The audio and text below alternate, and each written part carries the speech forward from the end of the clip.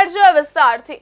તો વડોદરા કોર્પોરેશન હસ્તકની નગર પ્રાથમિક શિક્ષણ સમિતિ ચોથા વર્ગના કર્મચારી સંઘ દ્વારા 570 કર્મચારીઓ કાયમી કરવા માંગણીનો ઉકેલ લાવવા તારીખ 4 સુધીનું અલ્ટિમેટમ આપ્યું હતું, પરંતુ કોઈ નિવેડો નહીં આવતા તારીખ 5 થી અચોક્કસ મુદતની હડતાલ ફરીથી શરૂ કરવામાં આવી છે। શિક્ષણ સમિતિની દાંડિયા બજાર સ્થિત મુખ્ય ઓફિસ ખાતે સંઘના નેજા હેઠળ હડતાલના મંડાણ કરવામાં આવ્યા। સંઘના પ્રમુખના નિલેશભાઈના જણાવ્યા મુજબ 1992માં 570 કર્મચારીઓ હતા જેઓને કાયમી કરવામાં આવ્યા નથી। તેમણે કહ્યું હતું કે 570 કર્મચારીઓનો હાલમાં કોર્ટમાં કેસ ચાલુ હોવા છતાં પણ સમિતિએ ચોથા વર્ગના 4 કર્મચારીઓ જે પટ્ટાવાળા હતા તેઓને ડ્રાઈવર તરીકે ત્રીજા વર્ગમાં બઢતી આપી કાયમી કરી દીધા છે। તેમાં પણ એક કર્મચારી નિવૃત્ત થયા તેને પેન્શન મળવાનું ચાલુ થયું છે। કોર્ટમાં કેસ ચાલુ હોવા છતાં 4 કર્મચારીઓ કઈ રીતે કાયમી કરાયા તે મુદ્દે તેમણે આરટીઆઈમાં જવાબ માંગ્યો છે। આ મુદ્દે જે કોઈ જવાબદાર હશે તે સામે તેમણે કાયદાકીય કાર્યવાહી કરવાની પણ ચીમકી આપી છે।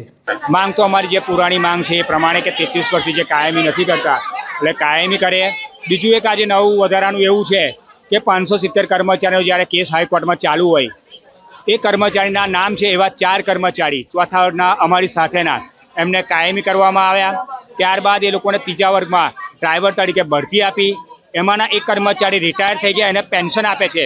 તો અમારી માંગણી એવું જ છે કે ભાઈ એ લોકોને જે રીતે કાયમ કર્યા એ લોકોને જે રીતે પેન્શન આપ્યું એવી રીતે અમને પણ પેન્શન અને અમને પણ કાયમી કરે।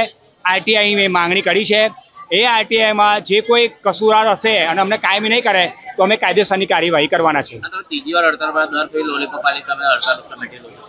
સાચી વાત છે, ત્રીજી વાર બેઠા છે। એક વખત અમે લોકોએ પૂર્વ મેયરના મૌખિકના કહેવાથી ઊભા થઈ ગયા। જાન્યુઆરીની 18 તારીખે સ્ટેન્ડિંગ કમિટીના ચેરમેને લેખિતમાં આપ્યું, ઊભા થઈ ગયા। એને આજે 5 મહિના થયા પણ આગળ કોઈ કાર્યવાહી નહીં વધતા અમારે ફરી હડતાલ પર બેસવું પડ્યું અને આ હડતાલ અમારી છેલ્લી હડતાલ હશે। કાયમીનો ઓર્ડર લીધા વગર અમે અહીંયાથી ઊભા થવાના નથી। આ હડતાલમાં પણ લોલીપોપ આલી દીધું તમે આગળ બને જ નહીં। હવે એ લોલીપોપ શબ્દ જ ભૂલી જતો સાહેબ। હવે લોલીપોપ લેવાના નથી, કોઈ વસ્તુ એ બને નહીં, કોઈ સમાધાન નહીં। અને ઓપરેશન સિંદૂર થકી મહિલાઓ માટે તમે શું કહેવા માંગો? ઓપરેશન સિંદૂર થકી કે જે હુમલો થયેલો એમાં જે શહીદ થયા એમને અમારે શ્રદ્ધાંજલિ છે। એના બાદ જે સેનાએ વળતો જવાબ આપ્યો છે એને અમારે સૈનિકને સલામ છે। અને એ જ કહેવા માગીએ છીએ કે ભાઈ તમે જો સિંદૂરની વાત કરતા હો તો અમારી જે મહિલાઓ છે 50% ઉપર, તો એમના સિંદૂરનું શું? હાલ માત્ર 105 કર્મચારી જ કામ કરે છે જે બધા 4-5 વર્ષમાં નિવૃત્ત થઈ જશે। અગાઉ જે સમાધાનની ફોર્મ્યુલા નક્કી થઈ હતી તે મુજબ સંઘ કાયમી રાહે પગાર અને પેન્શન ઉપરાંત ચાલુ નોકરીએ જે કર્મચારીઓ અવસાન પામ્યા છે તેને આપવા પાત્ર લાભો આપવા માંગ કરી રહ્યું છે। આ વખતે પણ કોઈ પણ પ્રકારનું લોલીપોપ લેવામાં નહીં આવે।